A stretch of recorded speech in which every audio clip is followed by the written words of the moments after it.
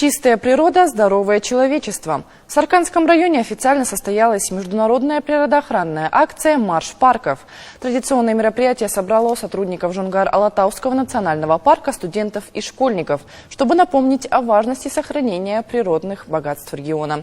В этом году организаторы сделали акцент на преемственности поколений и практическом вкладе в озеленение района.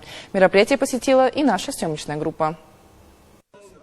Открытие началось с шествия, которое стартовало в парке Жастар города Саркан. Колонна из 400 человек прошла по центральным улицам под лозунгом «Чистая природа, здоровое человечество». Среди участников были не только профильные специалисты Жонгар-Алатауского национального природного парка, но и молодежь, студенты местных колледжей и старшеклассники.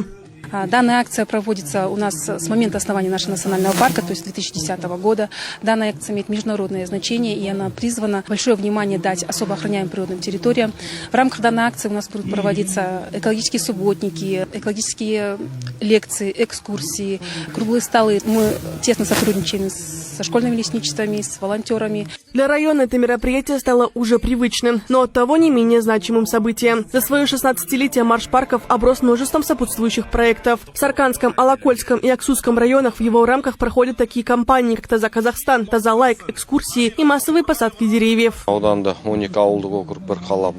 В нашем районе насчитывается 12 сельских округов и 1 город. В каждом населенном пункте, а также в районном центре активно проводится акция «Таза Казахстан». В ее рамках на постоянной основе организуются санитарные среды и субботники. В этих мероприятиях жители района принимают самое активное участие. Организаторы подчеркивают, что главная задача марша – привить людям ответственность за окружающую среду. Слова подтвердили делом. На территории национального парка прошла масштабная посадка саженцев деревьев, 35 хвойных пород и 200 лиственных деревьев. По мнению лесничих парка, такие мероприятия – лучший способ формирования экологической культуры у подрастающего поколения. У нас в городе Саркан проходит такая очень хорошая акция по защите природы и экологии. Я считаю, что эта акция очень хорошая акция, потому что она учит нас, человечество и молодых студентов, школьников защищать именно природу и оберегать и любить природу.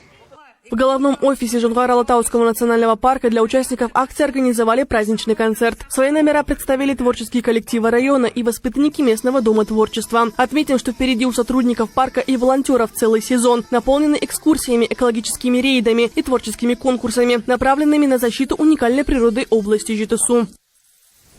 Карина Закриева, Ержан Дуйсен, телерадиокомпания ЖТСУ.